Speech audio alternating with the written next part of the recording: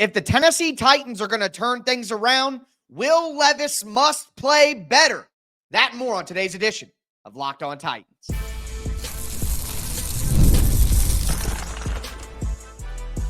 You are Locked On Titans, your daily Tennessee Titans podcast, part of the Locked On Podcast Network, your team every day.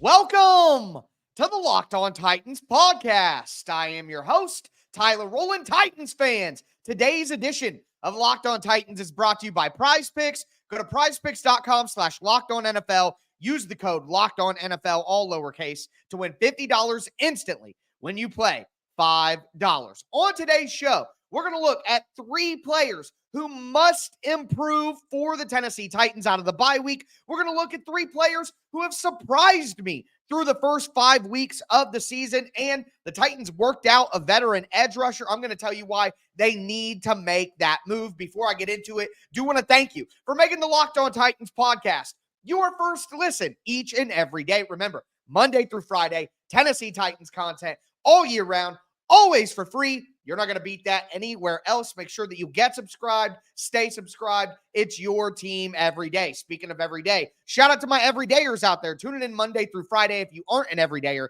you need to be one, because on tomorrow's show, it's time for another crossover Thursday with my guys over at Locked On Colts.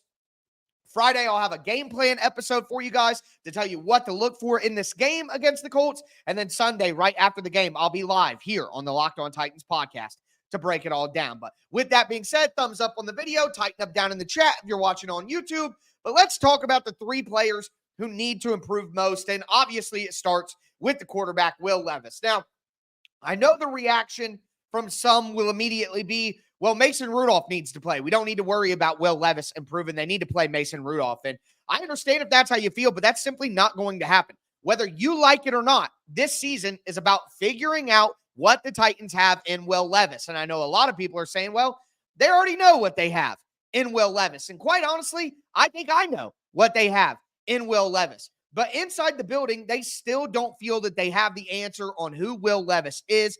And Callahan has said it over and over again that they're going to figure out what they have with Will Levis. That's what they are going to do. So he is going to play. He is going to be the starting quarterback, at least for a few more weeks. If the Titans go, 1-6 over the next 3 weeks and they lose their 3 games, then okay, maybe the Titans make that change to try to eke out some wins. But at the end of the day, again, we knew coming into the season that Will Levis was the number one X factor.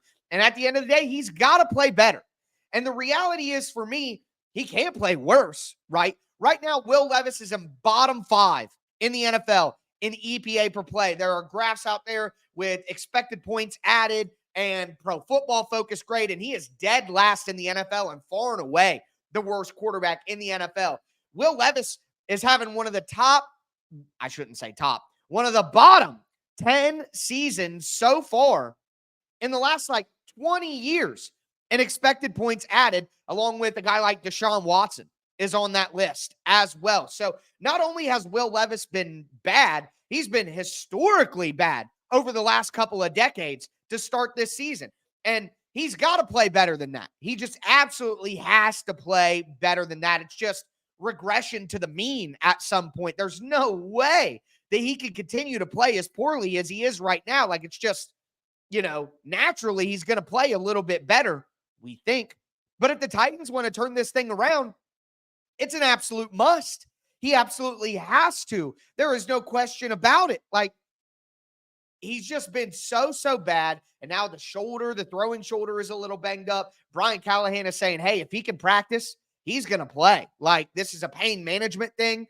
It's not something that they're worried is going to get significantly worse. It's not, something that they think is going to knock him out for the season. So he needs to go out there and play, and he needs to be better. And going up against this Indianapolis pass defense, the Indianapolis defense may be the worst in the entire NFL. It is god-awful right there with the Cincinnati Bengals, okay? The Titans have the number 1 statistical defense in the NFL, and the Colts have the last. If Will Levis can't get right and play well against this Colts defense, if the Titans can't score over 20 points against this Colts defense, man, it's just going to be another terrible sign for Will Levis and his development going forward, but he's got to play better if the Titans are going to turn this around. And look, Will Levis is a young player who a lot of people are up and down on anyway in terms of their opinion. But my number 2 player that has to play better is Jeffrey Simmons. Jeffrey Simmons has not been the best interior defensive lineman on this team this year. Now, I'm going to tell you who is here in our next conversation on today's show. But for the time being, Jeffrey Simmons has simply not been good enough. Now, he's been good, but again, I've said this before, and I used this a lot when we were talking about Mike Vrabel last year. Good is not good enough when you're paying Jeffrey Simmons $100 million. If Jeffrey Simmons does not improve and play better, the Titans defense is not going to be able to stay on this pace. They don't have the edge rush help, which we're going to talk about the edge rush at the end of the show, but they don't have the edge rush ability for Jeffrey Simmons to not be an elite top 3 interior defensive lineman. And he has not been that so far. Now, he's got an elbow injury. There's ligament torn in his elbow, but apparently it's not something he needs surgery on. He's just going to play through it. That's great, but I'm not making excuses for Jeffrey Simmons. I'm not going to be like, oh, Simmons didn't play bad. Well, the elbow. If he's playing in these games, then he needs to play better. And I am a Jeffrey Simmons defender to my core. Jeffrey Simmons is my favorite player on the team and has been for quite some time since they got rid of Kevin Byard. Like, I am a big Jeffrey Simmons fan. I've defended him at will. This season has not been good enough. And another guy who I've defended a ton, my third player that has to be better, is Peter Skoronski. I go back to another Brian Callahan quote. Brian Callahan said recently, we need our highly drafted players to be our best players. Peter Skoronski was taken in the top 11 picks in the first round of the NFL draft. And he has 14 pressures allowed this year. NPF only has 15. He's allowed 2 sacks this year. Now, NPF has allowed 4, so there's a gap there. But Peter Skoronski has not been good enough for this team. He just simply has not. And it hurts me to say it, but it's the truth. Even if it hurts me, I am going to tell you guys the truth. And Peter Skoronski has been attacked this year.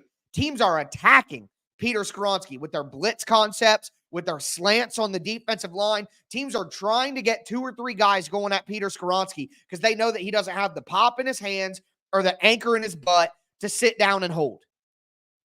Now, the rest of the offensive line has to play good as well, and everybody needs to improve. But Peter Skoronski specifically has to be better if the Titans are going to turn this thing around. But with that being said, we got to talk about some players who have surprised me this year with how good that they have played. And that starts with T'Vondre Sweat, who has been the best player on the Tennessee Titans. Before we get into it, I do want to let you guys know that today's episode is brought to you by Prize Picks. Prize Picks is the best way to play daily fantasy sports. That's why they have over 10 million members and have given out billions of dollars in awarded winnings. Prize Picks makes daily fantasy sports accessible to all. Here's how it works. You pick 2 to 6 players. You look at the Prize Picks projection, and you say whether the player is going to do more or less. Will Levis, 1.5 interceptions. Tony Pollard, 55 rushing yards. DeAndre Hopkins, 3.5 catches. All you do is pick 2 to 6 players and say whether they're going to do more or less. It's that easy. And if you hit, you can win up to 100 times your money. Look, right now, you need to download the Prize Picks app. Use the code LOCKEDONNFL. You're going to get $50 instantly when you play your first $5 lineup. Again, download the Prize Picks app. Use the code LOCKEDONNFL to get $50 instantly after you play your first $5 lineup. It's Prize Picks. Run your game.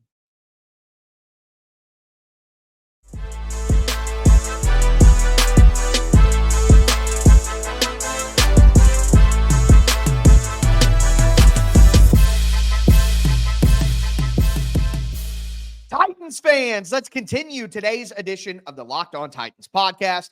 Talked about the players who must improve for the Titans to turn this thing around.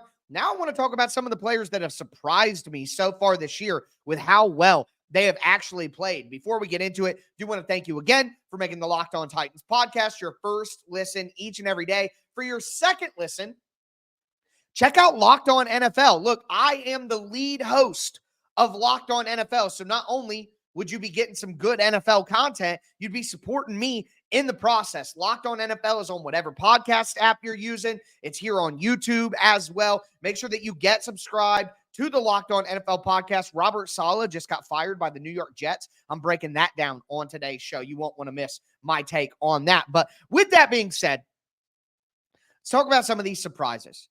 And the number one surprise to me, and look, I know, I was wrong. I was wrong. I got it completely wrong. I was loud wrong. Whatever way you want to slice it, I was wrong about T'Vondre Sweat. He has been incredible. All right. He has been incredible. Now, what I'll say is I give my opinion on 180 draft picks every single draft season. I'm going to be wrong. I was wrong about Treylon Burks. No one cares about that. But I was loud wrong about T'Vondre Sweat. And, obviously I'm going to hear about that for probably all eternity. But that's okay, because I got to tell you the honest truth. T'Vondre Sweat's been my favorite player to watch all year long. I mean, he's so exciting. He's so good, dominant in the run game, effective in the pass rush. And this is something that I pointed out in my film breakdown. So if you go to the Tic Tac Titans YouTube channel where I break down all the film, I have the link to that film channel down in the description of this podcast. So you don't really got to look very far. Just go down in the description and click on the Tic Tac Titans YouTube link. It's going to take you right to the channel. I've been doing film breakdowns all season, all season, and I can't stop doing film breakdowns on T'Vondre Sweat. He's just so impressive, and he dominated against the Dolphins. I made this joke, I think, on yesterday's show, but someone needs to call PETA with the way he dominated the Dolphins. I mean, it's not fair. It's not a great joke, but I love it, all right? Got to make yourself laugh in this life. But the reality here is T'Vondre Sweat has been the best player on the Tennessee Titans all season. I mean, that's it. That's the facts. He has been the best player on the team. I can't sit and look. Some of you are going to say, well, Tyler, you didn't like him. I liked him. I thought he would be good. You didn't think he would be this good this quickly. There's no way. I mean, nobody on draft night, even people who liked the pick of T'Vondre Sweat, even people who loved the pick of T'Vondre Sweat, didn't think he would be the best player on the team by the bye week. That's crazy. That I thought for sure that he would come in and be a starter. They needed him to be a starter. He's a second-round pick. He had to play right away. But, man. I mean, I know that in training camp, all the reports were that he was looking good and him and Jeffrey Simmons were doing well and all of that. But I'm sorry, nobody could have forecasted him being the best player on the team by the bye week. That is a surprise. That is crazy. Man, watching him play is so much fun. And again, it's not just the physical stuff. Obviously, 360, 370, that speed, that agility, that handwork, but the mental game. Multiple times this year, multiple times on film, T'Vondre Sweat is getting other veteran players lined up properly. There are multiple times against the Dolphins where he is telling Sebastian Joseph-Day where to line up and what gap to get in, and telling him, no, you need to get over a gap. Sweat is telling the vets where to line up. I mean, I thought it was funny. I didn't look at it as a bad thing or anything like that. But in the preseason, when they asked T'Vondre Sweat, is it disappointing you won't be out there with Jeffrey Simmons? And he was like, I'm T Sweat. He should be disappointed he's not out here with me. You know what I mean? I thought that was hilarious. And I said at the time, it reminds me of Shaquille O'Neal. He's like a larger-than-life guy with a larger-than-life personality. He understands how entertaining he is. And, I will take the L. I will be wrong. But, man, he has been so, so fun to watch. My number 2 player has been a surprise is Tony Pollard. So, I like the signing of Tony Pollard. I wouldn't say that I loved the signing because I just didn't want the Titans to spend too much money at running back. And I'm a big Tajay Spears guy. I loved what Tajay Spears did last year, and I made a video saying Tajay Spears would be RB1. He isn't. Tony Pollard is. Tony Pollard is the better player right now, and Tony Pollard has been impressive. There's a graph that I've shared on Twitter that goes over basically yards after contact and yards before contact. The Tennessee Titans running backs are number 1 in the NFL in yards after contact, but also they have been contacted immediately. Like, they're really low in yards before contact, which means that they are being contacted right away. And look, the offensive line has been able to run the ball a little bit, but it hasn't been that great. The run blocking has not been great by any stretch. And those statistics prove it. Those analytics prove it. Yards before contact, the Titans are dead last in the NFL. Their running backs are being contacted sooner than any other running backs in the NFL. That is scary to see. But yet, you look at yards after contact, and they're way high up there. So Tony Pollard is running through contact and making something out of nothing, literally, okay? And when we talked about Derrick Henry, and I know everybody's freaking out because Derrick Henry's leading the league in rushing, and he looks great because Derrick Henry's a great player. And I said last year, Derrick Henry is a very good player. He's going to go somewhere else with a better offensive line and a better offense, and he's going to look good again.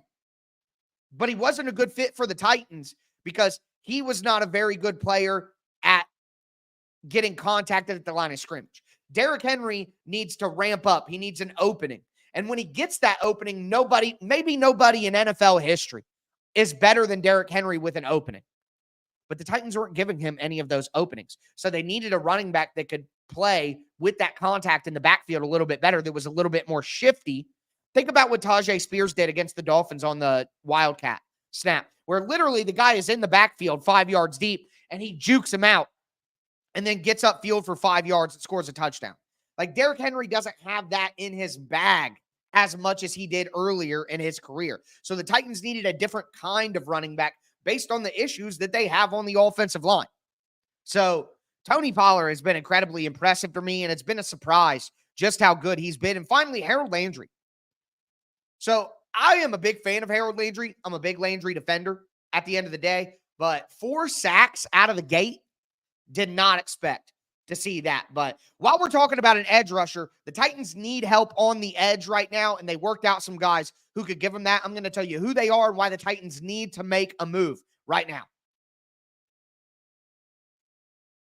Before I do want to let you guys know that today's episode is brought to you by FanDuel Sportsbook. Hey, Titans fans. Yes, Titans fans, I am talking to you. You can start the second quarter of the season with a big return on FanDuel, America's #1 sportsbook. So when you get a hunch in the middle of a game, you can check out the latest stats. You can view live play-by-play and so much more on the same exact page where you place your bets on FanDuel. It's truly an all-encompassing hub of NFL information. And right now, you'll get started with $200 in bonus bets guaranteed when you place your first $5 bet. That's $200 in bonus bets guaranteed when you place your first $5 bet. I really like the over in the Titans game this week, 42.5. I think the game goes over that. If you like that too, make sure that you check out America's #1 sportsbook at FanDuel.com. Today's episode is also brought to you by Hillsdale College. History, economics, the great works of literature, the meaning of the U.S. Constitution. Did you study these things in school? Probably not. Even if you did, maybe it's time for a refresher. Time and technology have changed a lot of things, but they have not changed basic, fundamental truths about the world and our place in it. Our sponsor, Hillsdale College, is offering more than 40 free, that's right, 40 free online courses, including Constitution 101, the meaning and history of the Constitution, the Great American Story, a land of hope. All of Hillsdale's courses are self-paced so that you can start whenever and tune in wherever. Plus, you can go deeper with readings, quizzes, discussions, or just enjoy the lectures. Go right now to hillsdale.edu/lockedon to enroll. There's no cost, and it's easy to get started. That's hillsdale.edu/lockedon to get registered. hillsdale.edu/lockedon.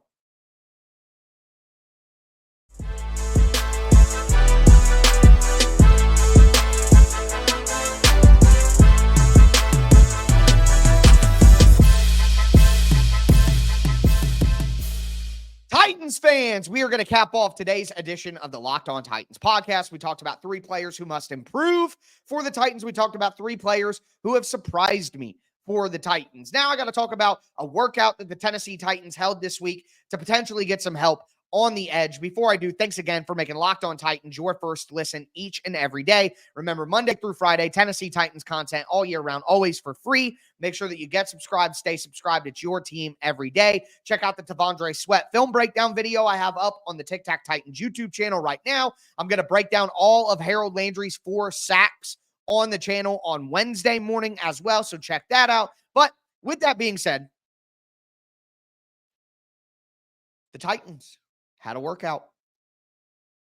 They brought in 2 edge rushers to take a look at. The first one was Shaq Lawson. The second, Terrell Lewis. And I want to focus on Shaq Lawson. So Lawson had most of his NFL career with the Buffalo Bills. He's had 26 sacks over 8 years. Lewis is a younger guy who had 6 sacks in 3 years. But Shaq Lawson is a guy that I have been talking about for months. We mentioned him when we talked about Carl Lawson, Emmanuel Ogbah, Yannick Ngakoue, even back to Bud Dupree. I've been saying since literally June, July, the Titans need another veteran edge rusher. They need it desperately. Harold Landry, good player. Now, Landry isn't an elite edge rusher like a Myles Garrett, TJ Watt. Man, TJ Watt, 100 sacks. What a career, man. Micah Parsons, Nick Bosa, that type of guy. I wouldn't even say he's on the level of like a Josh Allen Hines or Brian Burns, players like that. But he's a really good edge rusher. Not elite, but really good. Jeffrey Simmons, T'Vondre Sweat in the middle, awesome. But Arden Key is not a starting level edge. I've said this so many times. And Arden Key hasn't even been that bad this year. Like, Arden Key has been okay. I wouldn't even say he's been bad. He's been okay. But it's still, he is a third rusher. Arden Key revived his career with San Francisco and then Jacksonville by being their third rusher, not a starter, because he's not a starting level player. And then Jalen Harrell, a 7th-round rookie out of Michigan, is your third edge rusher. And Harrell has been good based on the expectations for a 7th-round rookie. But overall, he struggled out there. Caleb Murphy is not a guy who should be consistently on an NFL roster at this point in his career. He's not getting it done in the pass rush, and that's the only thing that he can do. Ali Gay, whatever. They just took a chance on somebody else's trash. I think Rashad Weaver would have been a better option than Ali Gay. Not saying either were very good, but at some point, the Titans have to look at the problem here. And they can't force turnovers on defense because they aren't getting pressure on the quarterback. The secondary is doing a good job, but they can't get pressure on the quarterback. And when you don't get pressure on the quarterback, you don't force turnovers. Now, here's another reality that we have to talk about. Shaq Lawson isn't going to be a starter. It's too late for that. This is the same thing I said to you about right tackle last week. Everybody, the Titans need to go make a move. They need to bring in this guy. They need to get this guy off a practice squad. You're not going to solve starting right tackle or starting edge rusher in October unless you make like some kind of big trade. But the Titans shouldn't be doing that at 1-3. That doesn't make any sense to give up draft capital. So I'm trying to tell you guys, I think the Titans do need to bring in Shaq Lawson. But it's because he can play over Jalen Harrell on passing downs. He can play over Caleb Murphy on passing downs when the Titans start to rotate their defensive line in the middle of games. But you're not going to solve the Arden Key problem, and you're not going to solve the Nicholas Petit-Ferrer problem in October. It reminds me of Billy Madison. October. Like, for real, you're just not, you know? And at the end of the day, it's frustrating that Rand Carthon didn't address these needs. But at the same time, we knew that everything couldn't be fixed this offseason. We knew that they wouldn't go from, one of the worst rosters in the league to one of the best rosters in the league. That's not going to happen overnight. So I guess it's just a reality that we have to accept, but people need to be realistic here. I want the Titans to bring in Shaq Lawson. Let's go ahead and sign him and give him a chance just to rush the passer. But it's not going to be to start over Arden Key. That's not what Shaq Lawson is going to be brought in to do. So with that being said, though, that is going to do it for me today, folks. Check out the film breakdowns over at the Tic Tac Titans YouTube channel. I'm going to be back with you guys tomorrow with Crossover Thursday with Locked On Colts. That's going to do it for me today, folks. Thumbs up on the video, tighten up down in the chat. As always, I am your host, Tyler Rowland, and this was Locked On Titans.